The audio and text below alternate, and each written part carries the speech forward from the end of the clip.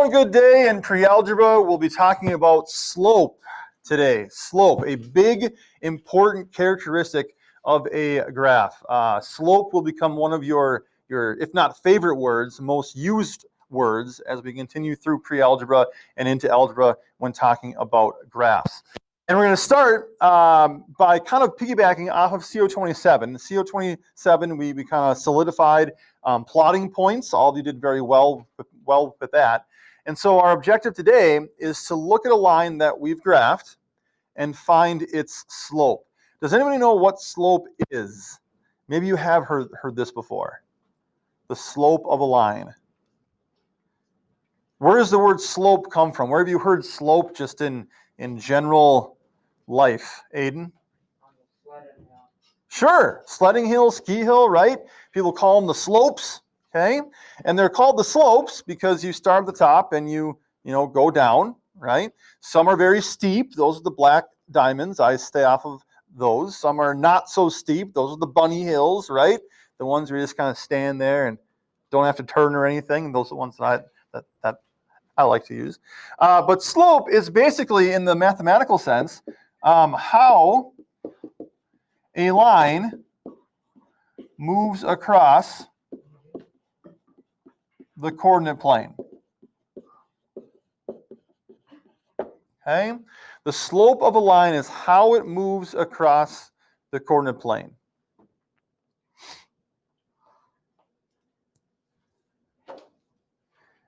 And when you think of a line, and if you look back at CO27 and look at some of the lines that you graphed, you'll notice that some of them, they go, up. They slope upward.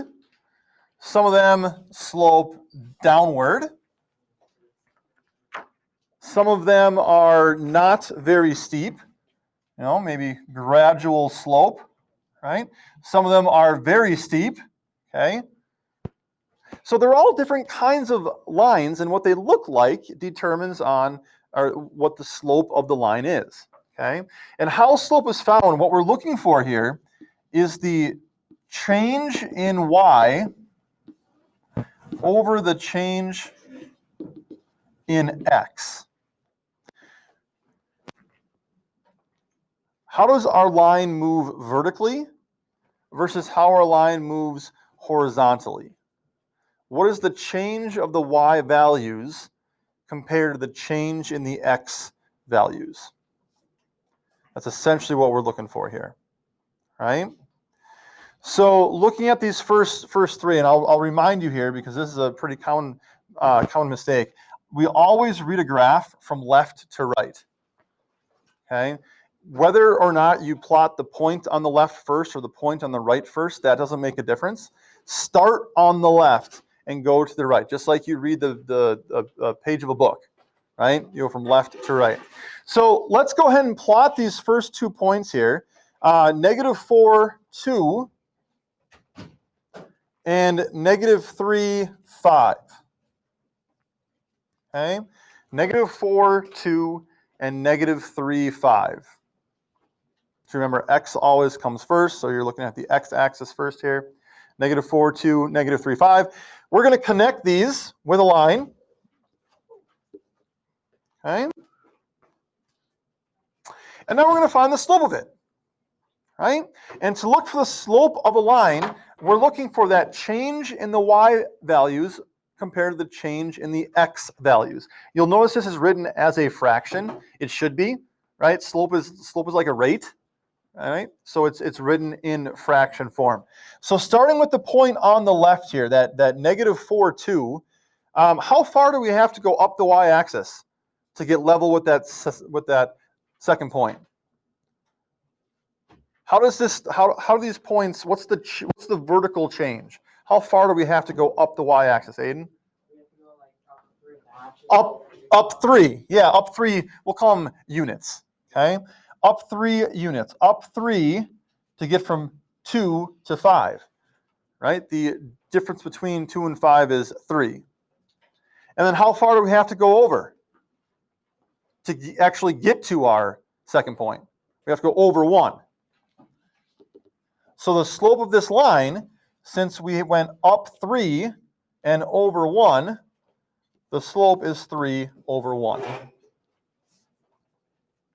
Okay?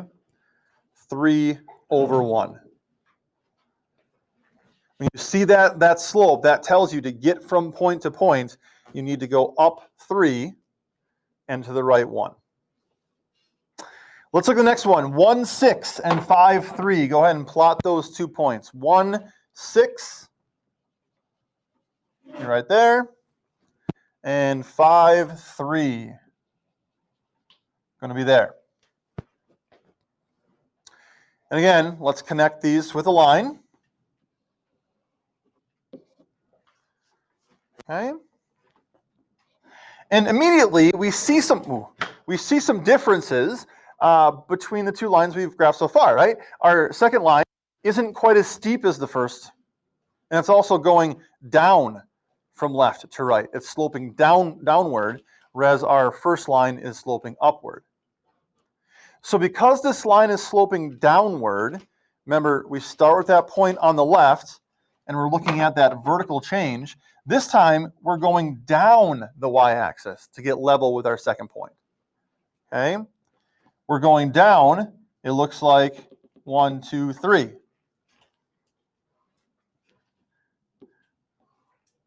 And how far do we have to move over to get to our second point? What's the difference in the x values from 1 to 5?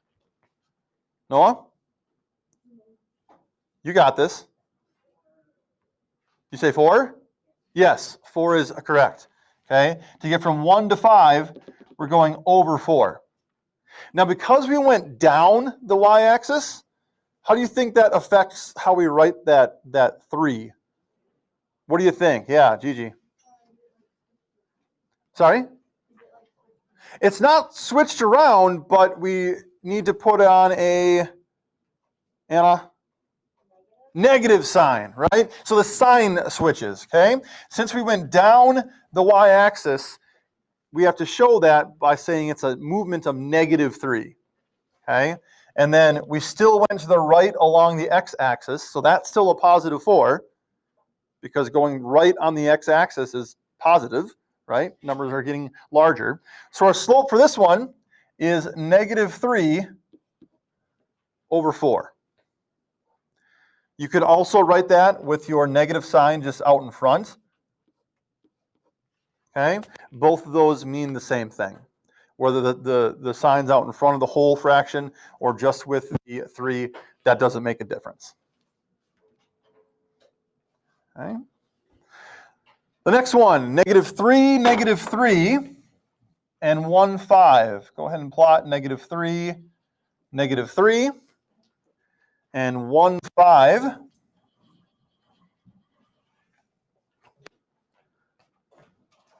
Okay. Aiden? I got a quick question. Yeah. What would happen if, how would you tell if it's going down or up if your lines were just completely vertical? So that raises a very good point. But before we move on with this, let's talk about vertical lines. If you are on a ski slope and you come across a vertical drop, that's called a cliff, right? There's no slope there. There's no horizontal movement. So as it turns out, a vertical line, it's going to result in a denominator of 0 because there's no x change, right? There's no horizontal movement there at all. And what do we know about fractions with a denominator of 0? Have you ever tried to divide by 0 in your calculator? No? Anybody? Have you ever asked Siri what happens when you divide by 0? You should try it sometime. It's a pretty good answer, okay? But dividing by 0 is one of those mathematically illegal things. It can't be done, okay? And the reason why is because, when we think about what division means, we know that 6 divided by 2 equals 3, because if we have 6 objects and we divide them into 2 groups, there's 3 objects in each group, right? But if you have 6 objects and you divide them into 0 groups, how can you take something and divide it into 0 groups? At the very least, you have 1 group, right? 1 group of 6. You can't take something and divide it into nothing. You have it, right? So dividing by 0 is mathematically illegal, which is why vertical lines do not have slope. It's an undefined slope. Yes, Aiden. So there's one with a vertical line. What am I supposed to do? You will write, Mr. Schultz, you are a trickster, and there is no slope for this vertical line. Stop trying to trick me, Schultzy. That's what you'd write. All that whole thing. Okay. So anyway, so back to this one here. Clearly, someone's working ahead. So -3, and 1, 5. We're going to connect these with the line. Okay. We've got quite a movement here, going from our point on the left to the point on the right. Where's your binder? Oh, okay. So to get from the point on the left to the point on the right, how far do we have to count up? From a y value of -3 all the way to a y value of 5, what's that change? 8. Okay? From -3 all the way up to +5, that's a vertical change of 8. Our horizontal change from -3 to +1, how much of a movement is that? -3 to +1, go ahead. 4. Okay? So our slope, and it's +8 because we went up, right? Our slope is 8 over 4, but because this is a fraction, what do we like to do with fractions? Or what do we need to do with fractions? Samara, simplify them. What does 8 over 4 simplify to be? Carly?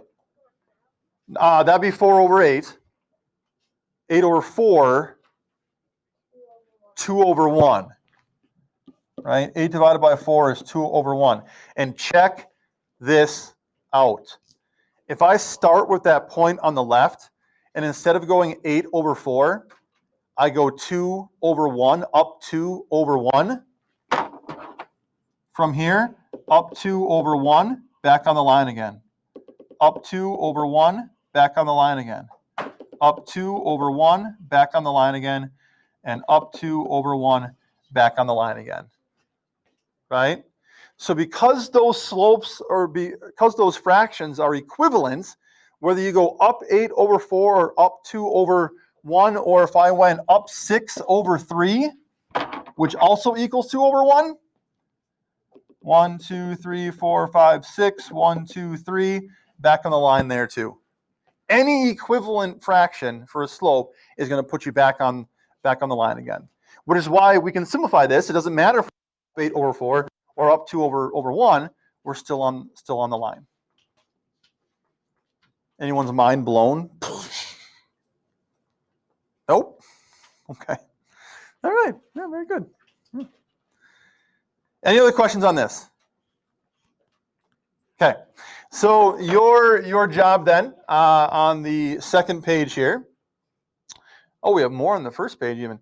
Your job on the rest of the first page and then on the second page is to plot these points and then write the slope of the line. If you need to simplify, if you can simplify, then you should.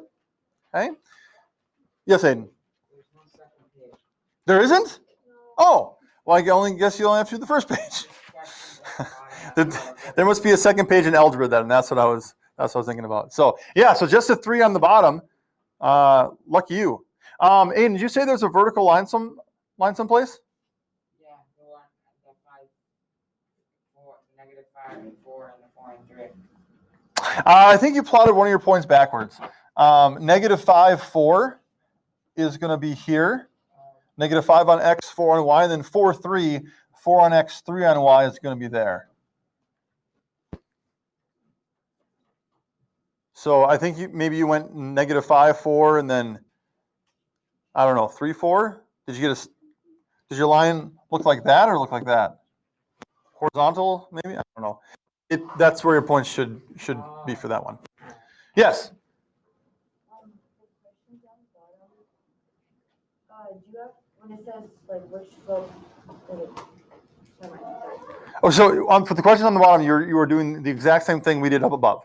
We are plotting the points, you're making the line, and then writing the slope. Okay? You're counting from left to right there, moving from left to right. Yes? Oh, the ones. Oh, you're talking about the word problems down the bottom. Yes, we'll get to those in just a second. Okay.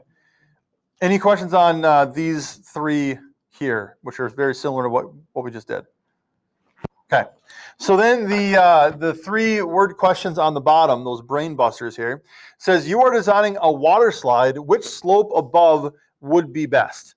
So here's where you get to look at the different slopes that you have and decide, for a water slide, do I want one that kind of looks like that? Would that be fun?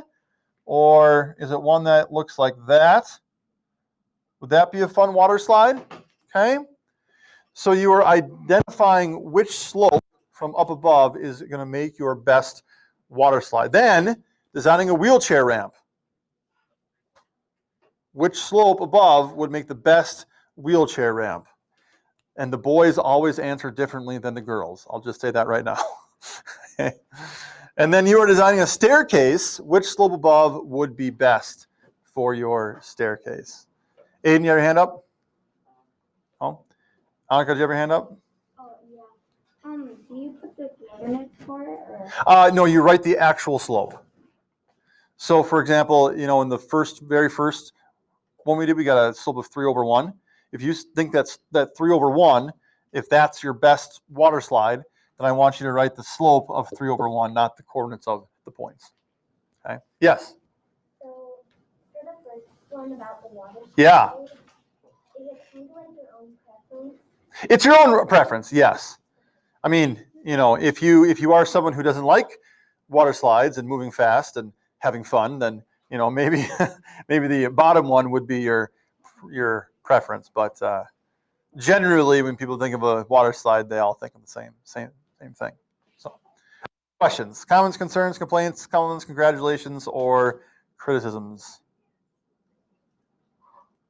All right, this is your homework for tomorrow. In addition, don't forget about Con, and then you have a math packet, practice work to work on as well. So plenty to do on this snowy Thursday. That's all I got. That's how you math.